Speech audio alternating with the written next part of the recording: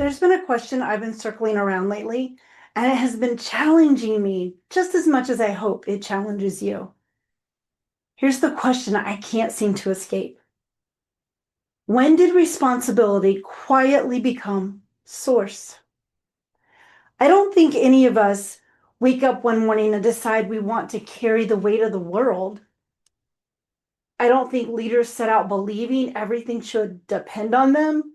In fact, I think most of us step into leadership for all the right reasons. We care deeply. We want to serve well. We want to protect what we've built. We want people to succeed. We want to help them. We want to leave things better than we found them. Of course, we show up. And in doing so, we become dependable, capable, and the person people know they can count on. But somewhere along the way, though, something subtle begins to happen. It begins to shift. That responsibility we so willingly accepted quietly shifts into something else. Without ever saying out loud, without ever really saying a word, we begin believing that if we're not there, things won't happen the way they should. Not because there's only one right way, but because over time we've unknowingly created an environment where everything finds its way right back to us. As we look around, the evidence seems to support the story. Have you ever noticed that? We start recognizing that people wait, people ask, people hesitate, people bring the decisions right back to us. And sometimes that is so frustrating. But we naturally conclude that without us, everything would begin to fall apart. That's the evidence that we keep seeing over and over. And at first, it feels like leadership. But eventually, it becomes something so much heavier. Because there's a difference between being responsible for something and believing everything rises and falls on you. I don't know that I understood that difference for a long time. For a long time, I believed they were the same thing, never really realizing what it was costing me. And I don't think most leaders realize it either.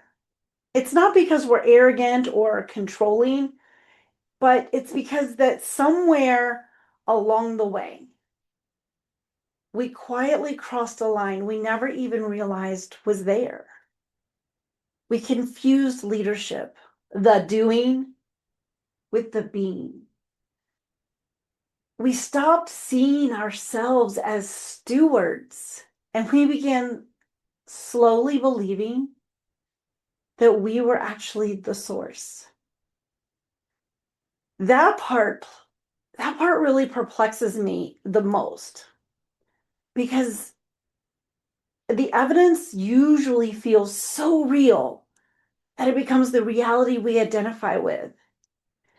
And I know that as leaders, we look around and people are always waiting on us, right? They're waiting for us. They're asking for our opinion. They're bringing decisions back to us. They're looking for reassurance before they move. And after a while, it becomes almost impossible not to conclude that everything really does depend on us because that's how it feels. That's how it seems. That seems to be what's happening. And honestly, I would probably believe the same thing if I were standing where other leaders are. I would also be incredibly frustrated that this keeps happening. Because while it looks like everyone needs you, what you're really experiencing is an environment where people no longer feel safe to move without you. But what if we've misunderstood what the evidence is actually showing us? What if it isn't proving that we're the source? What if it's revealing a pattern that we've unknowingly created? I mean, think about it. If every decision comes back to you, is it really because no one else is capable? Or is it because over time you've taught them that's where decisions get made? And if no one takes initiative without your approval, is it really because they lack confidence? Or is it because confidence isn't what has been rewarded? Your approval has been. Do you see how subtle that is? The difference between? No one sets out to create that kind of environment. Most of us inherited ourselves. We watched it, we experienced it, and without realizing it, we repeated it. One rescue becomes another. One correction becomes another. One, oh my gosh, I'll just do it myself. That quietly turns into 100 more. You know it's true. Until one day, everyone has learned the same lesson. When in doubt, bring it back to the leader. And here's the part that stopped me dead in my tracks. In trying to help, we have unknowingly stolen from other people the opportunity to develop their own leadership capacity. Not because they weren't capable, but because we never gave them enough room to discover that they were. And that's when everything changed for me, because I stopped asking, why does everything keep coming back to me? And I started asking a much harder question. What have I been teaching without ever realizing that I was teaching it? Oof. I think that's really the question. What are we actually teaching? Because whether we realize it or not, we're always teaching something. Not just with our words, but with our energy, with our patterns, with what we reward, with what we rescue, with what we repeatedly take back time and time and time again. And perhaps most of all, with the energy we bring into every interaction. Long before anyone hears our words, they've already experienced our presence. It always comes first. Our energy enters the room before we do, and it's telling a story long before we ever speak. So, what are people learning? I don't think most leaders wake up trying to teach people to doubt themselves, right? I certainly don't think anyone intends to create fear or hesitation. Most of us genuinely believe we're helping. We believe we're protecting people from mistakes, protecting quality, protecting the mission. But who are we really protecting? Because every time we remove the opportunity to fail, we don't just remove the opportunity to grow, we interrupt the opportunity to become. You see, without the struggle, people never discover what they're capable of. They never learn how to calibrate, how to pivot, how to recover, or how to trust their own judgment. We think we're protecting them from discomfort, but without realizing it, we may also be protecting them from becoming.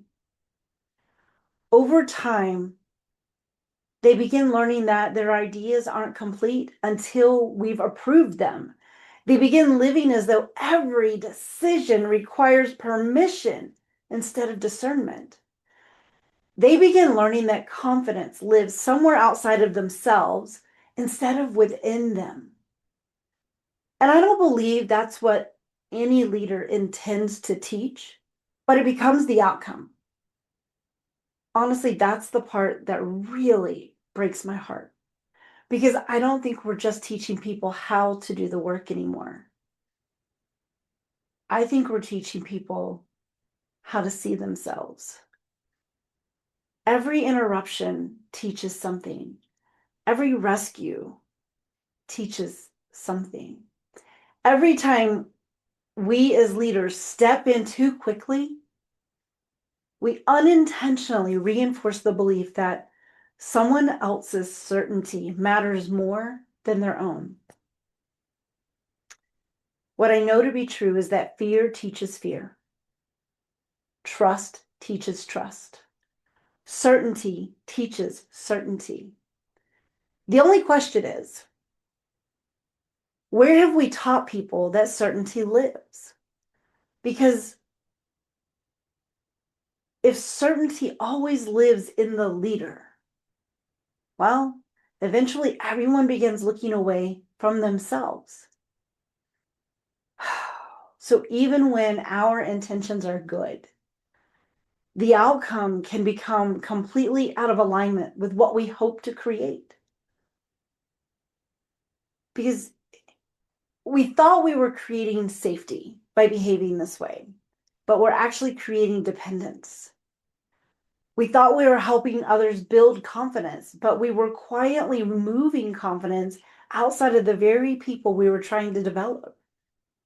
You see, somewhere along the way, as leaders, we got it backwards. And I think that's the greatest cost of all. It's not that people became dependent on us, but that slowly they stopped discovering what God had already placed inside of them. And maybe that's where the real cost begins. It's not about burnout. It's not about exhaustion. Those are simply symptoms of something bigger. The real cost, I think, is far quieter than that. Because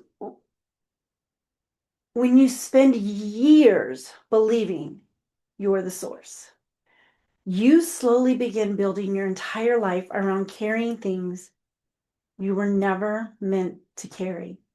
And I admit, at first it feels noble, then it becomes the normal, and eventually you don't even recognize the weight anymore because you've convinced yourself it's simply who you are. How many times you ever said, well, this is just who I am? But those aren't truths.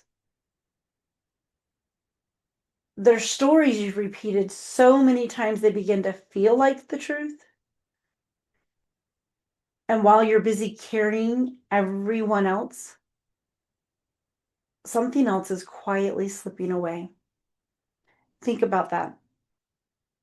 As you're busy carrying everyone and everything else, your joy, your peace, your presence, your relationships, your wonder, your capacity to simply be, all of that is quietly slipping away. We know that joy comes from an internal space within you, and that happiness is created on the outside. We know that peace is always available, but somewhere along the way, you've convinced yourself it has to wait until everything else is handled first. Presence quietly disappears because it's easier. It is easier to continue being the version of yourself everyone has come to expect than it is to remember who you are underneath the performance. As I mentioned before, relationships. But relationships are a big thing. We tell ourselves that the sacrifice is temporary. How many times have you ever said that to yourself? Thought that out loud? That one day it will all be worth it. But the truth is, moments, once they're gone, can never be gained. We can never get those back because time is the only commodity you can never get back. And then I mentioned wonder, right? There's wonder. The very thing that fuels creativity, possibility, joy, and imagination. We slowly trade it for responsibility until one day we no longer recognize ourselves. Every time someone else became more urgent than your own becoming, you quietly postponed your own life. The tragedy isn't that you cared too much. The tragedy is that somewhere along the way, you stopped believing that you deserve the very things you were working so hard to create for everyone else. You wanted peace for them, joy for them, freedom for them, confidence for them. But somewhere along this journey, you quietly stopped believing those same gifts belong to you too. You have spent so much of your life helping everyone else become who they're capable of becoming, that one day you look in the mirror and you have to quietly wonder, what the hell happened to me? Who am I? And I think that's the grief no one talks about. It's not that leadership is hard or that responsibility is heavy. It's that somewhere along the way we slowly traded our own lives for the privilege of carrying everyone else's. People allow us to do it because it becomes easier for them. And honestly, I think we allow ourselves to keep doing it because somewhere we started believing that was our value. And perhaps that's why so many leaders wake up exhausted. It's not because they necessarily work too hard. That happens. But it's more likely because they have spent years missing the very life that was waiting for them all along. You miss every sweet moment that was ever created in your design this way. And maybe that's where everything begins to change. Not when we learn another leadership strategy, not when we become more productive. It's not even when we finally get everyone else to stop depending on us. I don't believe that ever actually completely happens. I think it changes the moment we remember something we've always known, but somehow forgot. You were never created to miss your own life. You were never created to spend your days earning a worth that was already yours. You were never created to carry the weight of being someone else's source. And I know you were never created to sacrifice your own becoming so that everyone else could become. Somewhere along the way, we started believing our usefulness determined our value. And we started thinking that if we cared enough, if we served enough, if we rescued enough, if we accomplished enough, eventually we'd earn the right to rest. Eventually we'd feel enough. We'd become enough. Listen to how exhausting that sounds. Because the truth is, eventually never arrives, or we'd all be rested. It keeps moving. It keeps asking for one more achievement, one more sacrifice, just one more rescue, one more reason to postpone your own life. And maybe that's because enough was never something you were supposed to earn in the first place. What if? What if it was something you were created with? Think about it. Because before you ever held a title, before anyone else ever depended on you, because before you ever rescued another person, or before you ever achieved a single thing, you already had worth. You already had value. You were already loved, not because of what you could produce or what you could carry, or because of how many people might have needed you. All of those things you already were, because you were created by the one who never asked you to become the source in the first place. Now, I want you to let that sink in for a moment. You were created by the one who never asked you to become the source in the first place. Perhaps that's why we've been so exhausted. Again, not because we've been working too hard, but because we've been so busy trying to carry a role we were never created to hold. So maybe faith isn't asking us to become more. Maybe it's simply asking us to remember who we were before usefulness became our identity, to remember who we were before responsibility became source, to remember that the same God who created you never intended for you to replace him. I think that's where healing actually begins. Not by trying harder, not by becoming a better leader, not even by caring more, but by finally putting down what was never yours to carry in the first place. Leadership was never supposed to become your identity. Responsibility was never supposed to become your source.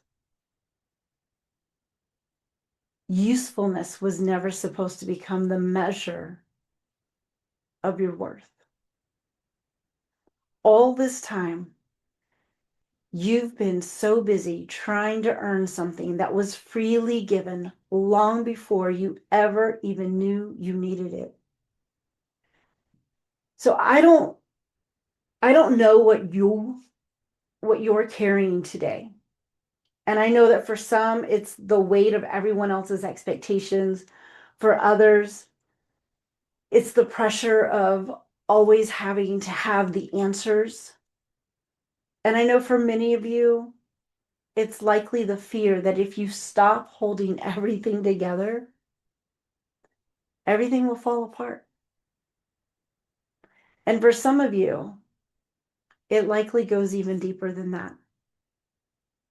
Because it's likely the quiet belief that if people stop needing you, they'll stop valuing you. Maybe they'll stop seeing you.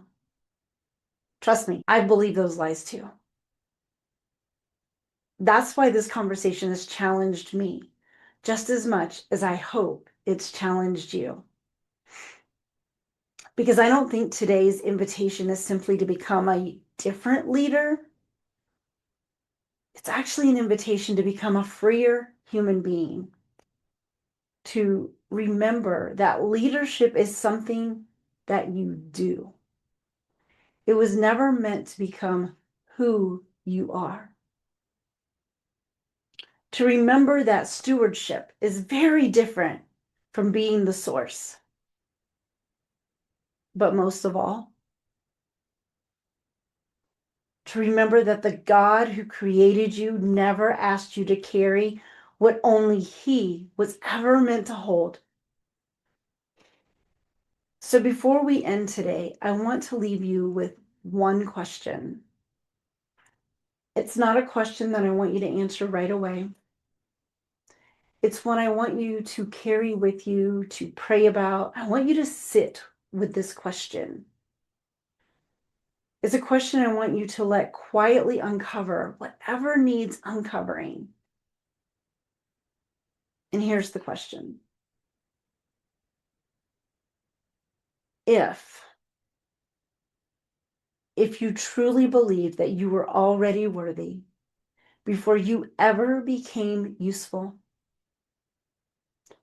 what would you finally put down? Because I have a feeling the answer to that question isn't just where your leadership changes. I think it's where your life begins to come home. So until next time, Remember who you are. Leadership isn't what you perform, it's what you embody.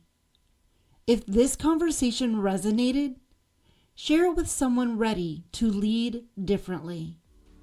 And remember, when your faith ignites your fire amplifies your frequency.